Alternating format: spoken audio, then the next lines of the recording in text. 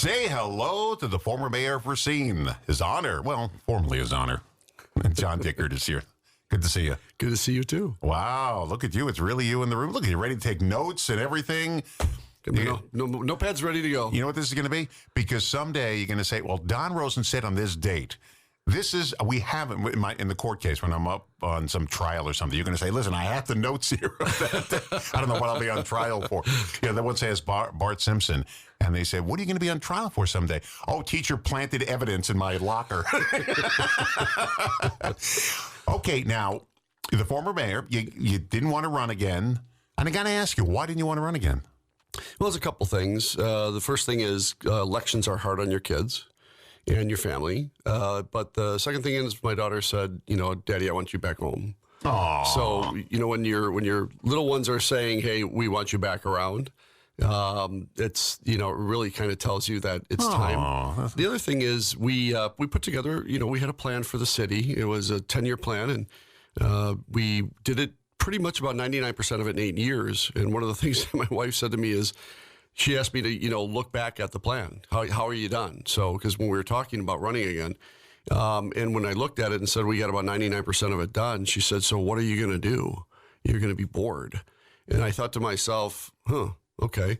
But the big factor was the Great Lakes and St. Lawrence Cities Initiative coming and saying, we really want you to think about this job.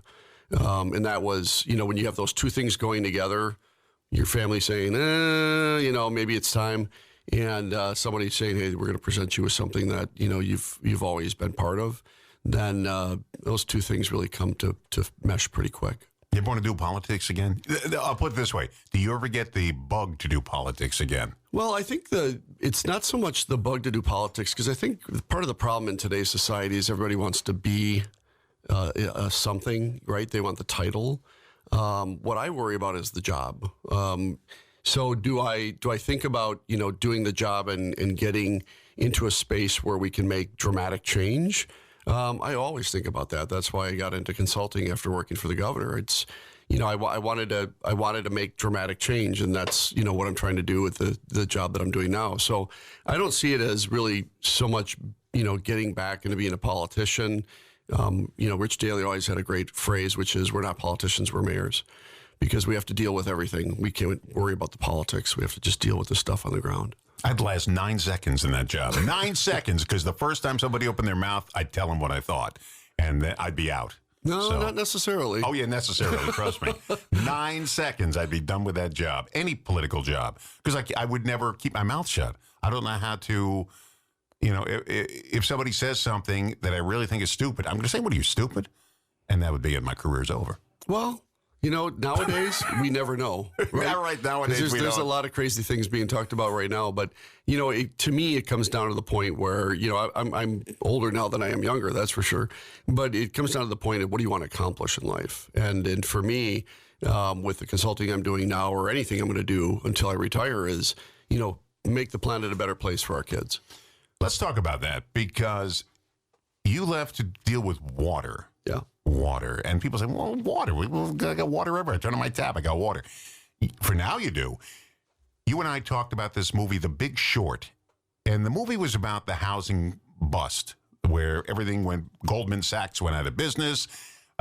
People lost their homes. It was a big, giant bubble that burst. And the movie was called The Big Short, and one of the people that predicted it was a doctor, played by Christian Bale in the film. He had all this math done. He said, this is going to happen. And after it happened, at the end of the movie, the last thing he does, they put on the screen, now he's going to deal with water. And people in the theater went, oh, water, what's going on with water? Tap's not going to work, water. So I ask you, why was he so concerned about water? Well, a couple things. People have to have water to survive, number one. Number two, the amount of fresh water in the world is minute. Yeah, we look at the oceans, but you can't drink that stuff. Right, right. And to process it to drink it is very energy intensive, and you're left with a brine that's kind of somewhat dangerous. So the thing that he was looking at was that with all this limited fresh water, and we are blessed with the Great Lakes, right? We have all this fresh water around us. When we think, what's the big deal? Well, the big deal is that's a very, very small percentage of what we have on this planet to drink. So it's very precious. So what he looked at was the technology. And I think what he may have seen was that while we look at the water now and we go, well, we have the Clean Air Act, Clean Water Act, so we've been cleaning up our water. There's a whole new level of things that have come up. When I was a kid, they were dumping water into the river, direct pollution, not cleaning it through the wastewater treatment plant, and that was causing the problem. Well, we cleaned that up, but now you have invasive species, you have plastics in the water, you have PFAS in the water, you have lead. Stop at PFAS, because I have that listed here. I never heard it said like that before until this morning. PFAS, what are those? Yeah, so the best way to describe it, the name of it is so long that, most people forget it in a heartbeat. But what it happens is back during World War II, for the most part, when they were doing the Manhattan Project, they had to have something that was really, really a strong bonding agent that would prevent fire and other things like that from penetrating certain levels. So they created this chemical, which is considered by many to be the strongest bond man's ever created. It's 3 carbon chains with, I believe, a fluorine chain, and then 3 more carbon chains. So it's this 7-chain link product that we created as humans. It's the kind of things that they put on the heat shield for the space missions. It's what's in firefighting foam. That's why they can put the foam on a fire and it doesn't just burn through it. It's in your nonstick pans. It's on your clothing, to make your clothing water resistant. So in other words, it's in the public space, and it has been since the 50s. There was a great movie done by Mark Ruffalo, one of our locals from Kenosha. And let me think for a second. I'll remember the movie in a second, but the movie shows that I think it was in the 90s, he was a chemical attorney, and he found that because his mom called him about a neighbor who was a farmer whose cows were dying. So he went out there to check it out, and the farmer was complaining that the stream behind his house was being contaminated by a chemical plant up the way. So he starts looking into it, and he finds out through all this research that I think it was a 3M plant, was dumping into this stream. The cows were drinking it. They're drinking PFAS. And so their bodies were basically getting very, very large, and then they would die. So he starts looking into it and finds that, yes, it's a really, really bad chemical. And for the most part, as I recall, it gets into your liver and your brain, once it bioaccumulates, it causes cancer. And it's very, very deadly. So we've had this stuff in our system for a long, long time. As a matter of fact, just about every living organism on the planet has PFAS in it, including, whales and things like that they found underneath, dark waters. That's the movie by Mark Ruffalo, correct. They found it in, animals in the Antarctic. So we've been using this for so long, and they've been dumping it for so long, many times illegally, that this is seeped through into the water systems, and so it bioaccumulates. Now, let me give you an example of how bad this is. Some of these facts may not be 100%, but I think I'm pretty close on it. So the federal level for PFAS, for acceptability, is what they call 4 ppt, which is 4 parts per trillion. That's like taking 1 drop of water in 4 Olympic swimming pools. That's considered okay, all right, if you're drinking water with 4 ppt or less. I asked the governor to put me on in some water space while I was working for revenue. So I sat on the committee that designed the rules, regs, and budget for PFAS for Wisconsin.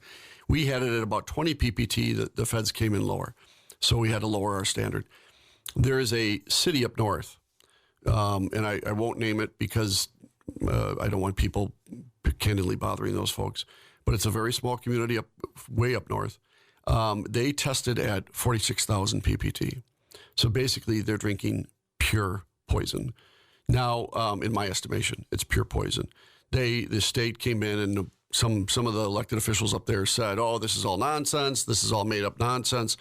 So they tested it again. It was 47,000 parts per trillion.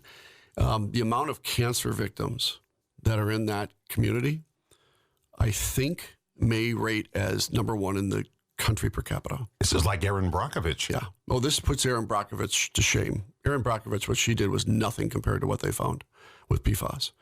And not to downsize what Erin Brockovich did. She's a great woman and did great research, right?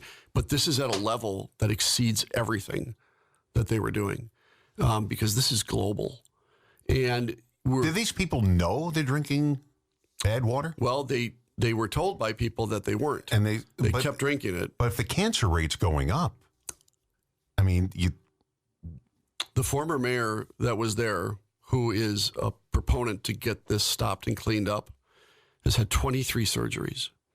And I think he's had 4 different bouts of cancer. And the death rate in the community that they're in was at 65, then down to 60, 50s. Now it's in the 40s. So 40-year-olds are dying from drinking this stuff that they've drank in the past. Now the DNR and everybody have come in and said, okay, stop. We're going to give you, bottled water for now. And by the way, we don't know what's in bottled water, so sometimes there's PFAS in bottled water. Yeah, I know. Look at your bottled water, because this is spring water. Yeah, but most bottled water is not tested. If it is, it's tested so in a limited manner. But I always tell everybody, drink your tap water. It's likely far better. You than know what it is? water. You say that, and I drink tap water, and it's just like I don't like the taste of it. It's just not refreshing to me. I've told you once before, my wife goes to, what's it, Petrifying Springs or Petrified, and she gets the water out of that artesian well, whatever it is. Yeah. And she gets it there, and we used to run it through a filter, and you said, stop doing that, and she stopped. Yeah, because you'd filter out all the good stuff. So now we load up one of those big bottles, and every week, and she drinks only that water. I tried it. It doesn't taste good. I don't like the taste, because I'm so used to this Ice Mountain water. Yeah. And there is, in Milwaukee, Rod Lancer is no longer with us, but he was one of the founders of Summerfest, and he was also the comptroller for the city of Milwaukee. He took my mother, father, and I on a tour of Milwaukee. He wanted to test it out with us. And he took us to this street. It's a residential street, and there's a line of people with bottles filling it up, and it just drips out 24/7. It's right out of the ground. That's where the well comes up, right on this person's, right on the sidewalk. And people bring their bottles and fill it up, and it's fresh water. Yeah, and all water we should test, right? We're blessed with the Great Lakes and the fact that since we have so much water out there, any PFAS that gets in the Great Lakes for the most part is diluted to a point where it's not a problem, right? So for us, even though we're pulling in water from the Great Lakes, they may test at 1 or 0 PPT just because it's so diluted. Well, how do you know when you're drinking sludge? Well, that's why we test our water all the time. But constantly. But you said this Ice Mountain may not be tested. How do you know if it's tested? Well, the rules and regs for testing bottled water are very, very light. And we've asked in the past for the rules to be so they test them on a regular basis. Because even the spring water can be diluted. I mean, PFAS travels very, very well through water. And if it rains and there's PFAS in the ground, that rain will push that PFAS through into the aquifer. So what's happening in areas like I was talking about up north is they're trying to figure out if they can dig a lower well where there's not PFAS yet, right? But the bigger question is, how do we clean it up and how do we mitigate it? Because if we don't, generations forever will be drinking this stuff, and it's not good for you. This is scary stuff. It's, this is the stuff that, we talk about fixing, right? We can't ignore it. We have to fix it. So what do you, as an ordinary citizen, what do you recommend people drink? Tap water? Yeah, I mean, how often is that tested? Tap water? 2 or 3 times a day. Oh, is it really? Oh, yeah. Oh, we've got one of the best water departments in the world. Okay, so they test it, but when it goes through my pipes and gets to my house, that's not tested at my faucet. And who knows what it picked up in the pipes leading to my house? So there's 2 things to, be rest assured upon. The first thing is that one of the things that we do after we purify the water is we put a little bit of chlorine in it. And that's so that while it's traveling through your pipes, if any impurities are in there, that chlorine is killing it, right? The second thing is if you have any feel where your pipe or you get your water out of the tap and you smell a little bit of chlorine, all you got to do is fill up a container, put it out overnight, and that chlorine will dissipate. See, but we're so used to when we want to drink a water, we just get it. Yeah, we're not used to preparing it like my wife does with that giant bottle she's got. Well, I'm not used to preparing it. I want to drink a water. I'm thirsty. I grab it and I drink it. And for the most part, you're going to be absolutely fine. Because there's another thing that we do is we add a chemical, and I think I remember the chemical makeup, but I'm not going to say it. But so we put a chemical into the water, and what that is a binder agent, and that binder agent doesn't hurt the human body at all. But the binder agent allows any place where there's lead, it adheres to the lead. So if you had lead pipes, it adheres to the lead, and then it creates a border, a boundary, so that the rest of the water goes through without touching lead or having any flakes of lead off into the water. So we actually do a pretty amazing job of making sure that your water is the best tasting water in America and is the best water in America. And, we've got the award to prove it. So, remember cryptosporidium? Oh, yeah. A great bug on a great lake. Yeah. That was in the 80s, right? Cryptosporidium? Yeah, that's actually what got us to build the water treatment plant that we have now. Former Racine Mayor John Dickert is here. The first half hour we talked about water. And now I'm going to throw my bottled water in the garbage and just drink orange juice. I'm sure there's something wrong with that, too, with the pesticides and everything. Is there anything I could drink that's guaranteed to not kill me? Look at it. Good old Racine water, tap water. Yeah, but you said there's stuff in there, too. No. Listen, it's some of the best water in the world. Our purification system is 99.9 to the 6th power or something pure. It's good stuff. Now, as people tell me, now I drink this bottled water I have here. People tell me the plastic from the bottle, if you leave it in too long, kind of filters into the water, right? Sometimes there's some evidence that, especially if it's in sunlight, some of the plastic will break down, and that's what they call microplastics. And microplastics are in a lot of things. Because, we allow garbage, and sometimes it just tends to get into our waterways. You see what's happened in the ocean. So sometimes that happens. The microplastics break down in the sun, and then fish will start eating them because they think it's plankton or a plant or something. This is the part that I talked about where, you thought when we did the Clean Air Act, the Clean Water Act, we kind of solved a lot of the problems. We've created new ones, and it's primarily just because people aren't understanding their actions and what those actions cost. And if this didn't scare you enough, let's talk about cybersecurity.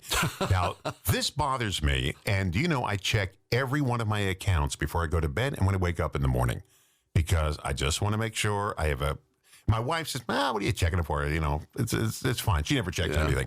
I check it all the time, because I want to make sure it's just as it should be. It doesn't take long for someone to hack into something and destroy your life. It's real quick. Yeah. That's on a small scale. Yeah. But I think you're talking about the larger scale, right? Yeah. I guess the best way to put it is we had a meeting. I'm not drinking this. We had a meeting with myself and some of my good friends, mayors of Illinois, set up by another good friend of mine who's a mayor of one of the Illinois cities. And we met with a group of folks from NSA, CIA, and some folks that have been 20 or 30 years in cybersecurity work. We had a very, very difficult conversation, but a very good one about the fact that really we are not prepared for cyber attacks. They're happening. They're happening every single day in America. They're just what they call tester attacks. So the city of Racine was hit with, I believe it was a ransomware. Our USD was hit with some type of a cyber attack. I think there's a lot of communities around Wisconsin in our region that have been hit with these cyber attacks. And primarily what they're doing is they're testing. So we have 3 really bad guys out there that are not necessarily friends with America, and this is their way of creating a warfare without having war. And that is Russia, China, and Iran are the 3 probably biggest in the cyberspace. And, anybody from, let's say somebody from Iran who wants to just kind of mess with the U.S. right now, they can be in the Caribbean on a computer, masking everything that they're doing. And that's the tough part. That's why, when you think about it, for the first time in the history of warfare, we have a small group of people that can really undermine the critical infrastructure of our community, our whole country, for that matter. And it's a lot of people don't say it, because what tends to happen is in disaster, people don't necessarily want to figure out how to fix it. They just want to blame, right? They want to blame somebody or something. So what we are talking about doing, a friend of mine and I, who's just a retired mayor now, is starting to educate communities on this very issue and prepare for it. And we did some of that when I was mayor. We made sure that some critical infrastructure areas were prepared for it. I'm not going to mention what they are, but these things happen. TikTok is a great way for China, for instance, to get access to your information. But it's so good. They're so good at it that, they shut down the East Coast a couple of years ago with their natural gas line. So there's all these little tests that happen out there, and they're prodding and finding out where they can go. But I asked, when I was mayor, I asked one of the folks from Defense, I said, how bad is this? And remember, this is over 10 years ago. She said, they can do anything they want. It's just a matter of what our response is. But how do you know who did it? And that's the critical issue. You don't know who did it. So people say, so what? They have my name and address. So what? Is it a big so what, or is it important that they, especially the TikTokers, because they put information in there? Well, it's not. They don't just have your name and address. They have all your data for your bank accounts, your credit union accounts. What they're going to try to hack is try to get around your passcode. A lot of them don't try to find your passcode; they just try to go around it, or they find it. You took a picture of something; it's on your phone. They're looking at that. So the problem now that you have with the TikTokers. So what if you don't have any of the social media stuff? It helps. I mean, it helps. There's no doubt about it. But our information is out there with credit cards, with health histories and things like that. So the idea here is, and China actually has a playbook for this. And the idea is to create as much disruption in the United States as possible, which takes our focus off of other global issues. So we're thinking about that, and the likelihood is the average American is really not prepared for their energy going down for a week or a month or 3 months. They're not prepared, from a food perspective, even basic water issues, right? So what we're trying to do is educate people on how to be protected, and we're hoping to get out and start educating local communities on how to prepare for issues like this, because the next war is probably not going to be fought with, battleships and tanks. It's going to be fought with electronics. There's a Julia Roberts movie out on this that really demonstrates what would happen if this was actually done. It's not the Pelican Brief, is it? No. What is it? No, it's recent. It's more recent than that. I'll look it up real quick. You'll have to look at IMDb again. You brought up the Mark Ruffalo film in the last. Okay. And the thing is, really, what the key here is to be prepared, right? To give you an example, one of the things that they try to pitch on you when you're a mayor is to be a smart city.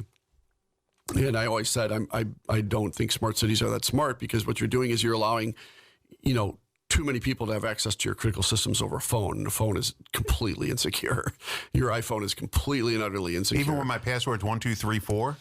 Yeah, you can have a password a mile long. It doesn't matter. It's unsecure. So the thing is, you don't want access. So one of the things that they did when they found out that the East Coast, for instance, was hacked and they shut down the natural gas lines in the middle of winter, by the way, a couple of years ago. It was in the middle of winter, and that was just a little ploy. Hey, look what we can do.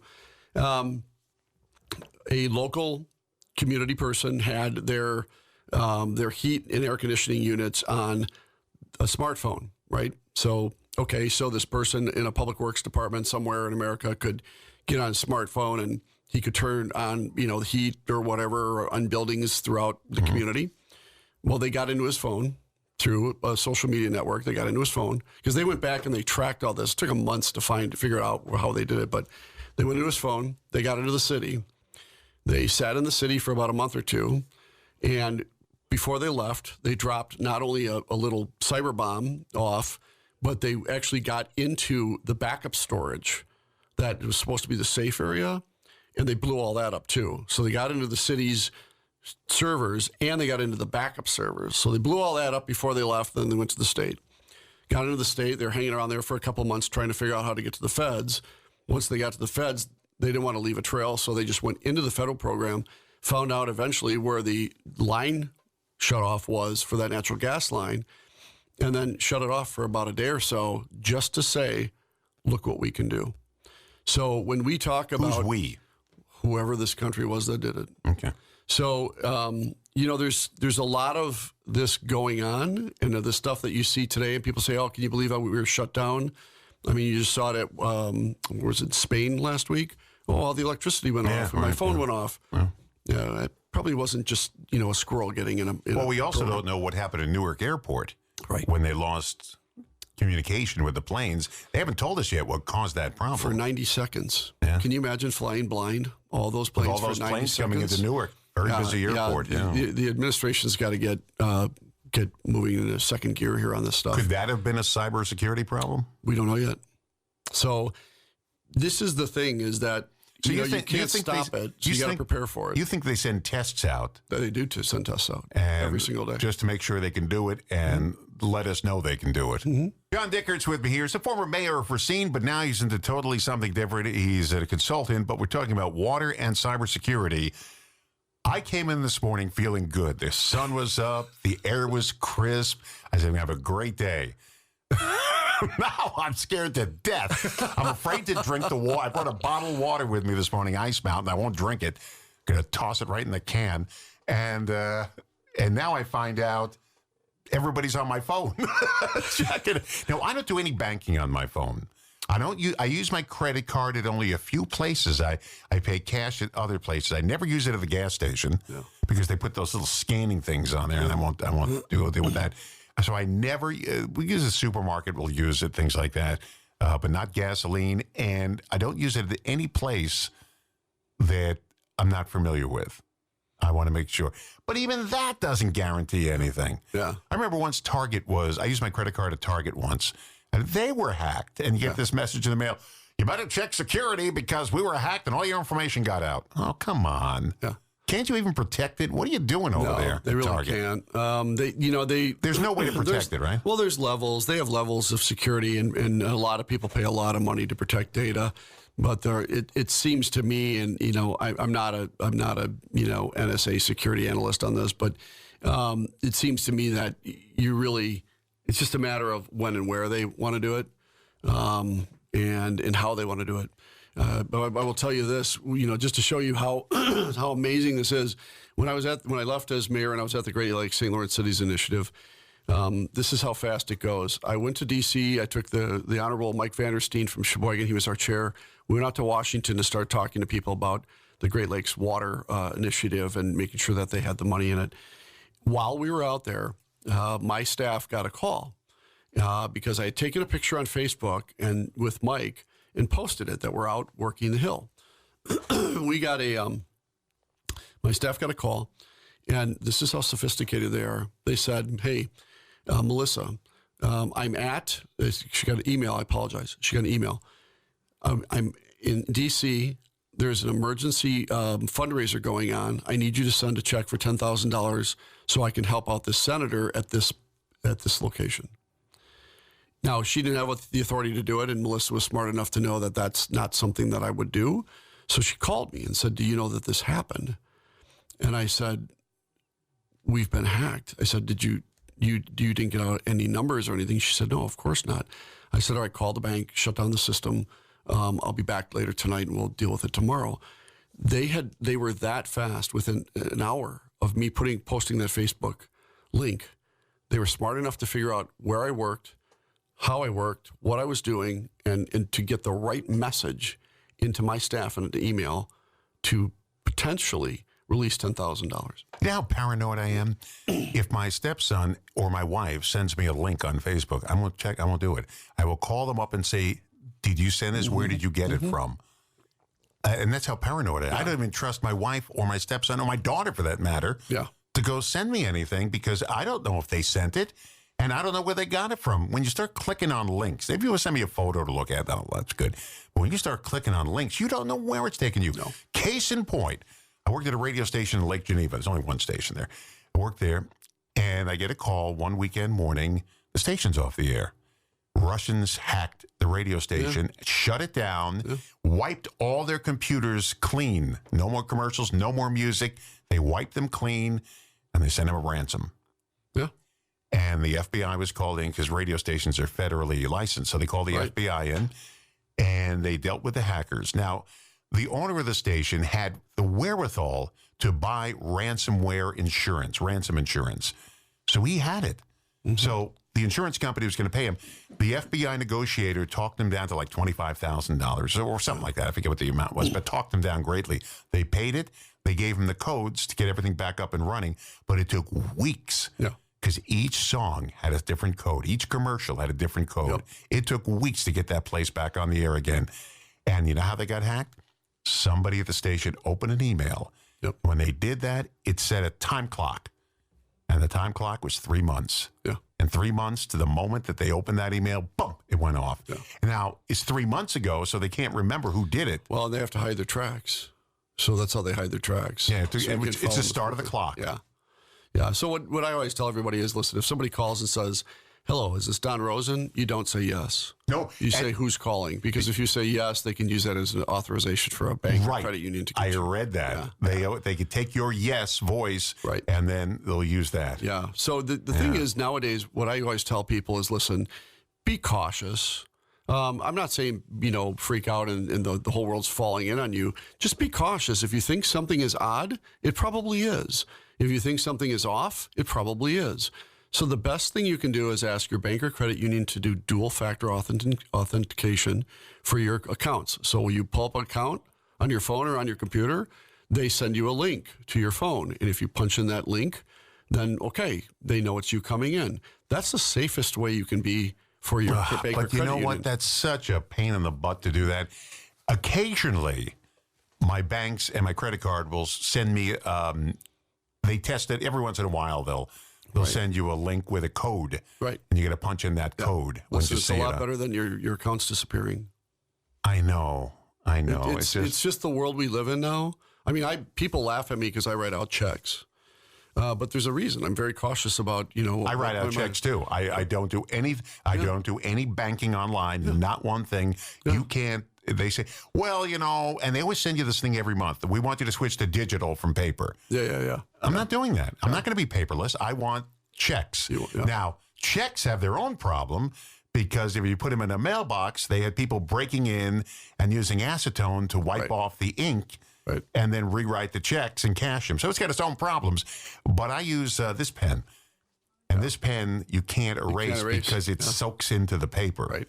But even that they could probably get around. There's no guarantee on anything anymore. There's people trying to do everything. So I say, the first thing is no Department of Revenue or IRS agent will ever call you. So if anybody ever calls you from either of those two, just hang up because they will never call you. I worked for the Department of Revenue. I worked at the federal level with the Department of IRS. They will never, ever, ever, ever call you. No matter what you think, they won't call you. So just hang up on them.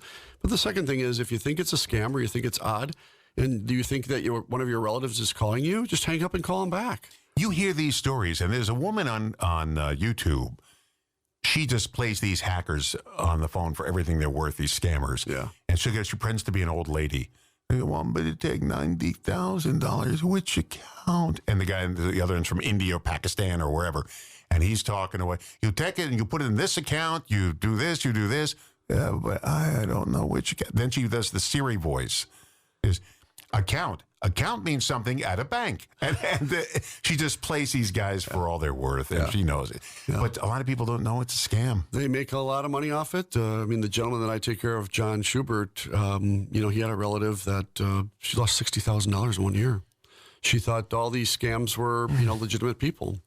So, what we need here is just a base level preparedness, right? That's the key. Instead of responding like we do right now, especially with the areas of global climate change issues, we've seen all these floods and fires and everything else going on. A lot of that stuff can be prepared for, just like when you're talking about your security and your financial security and your cybersecurity. It's basic preparation and just basic knowledge goes a long, long way in stopping these folks.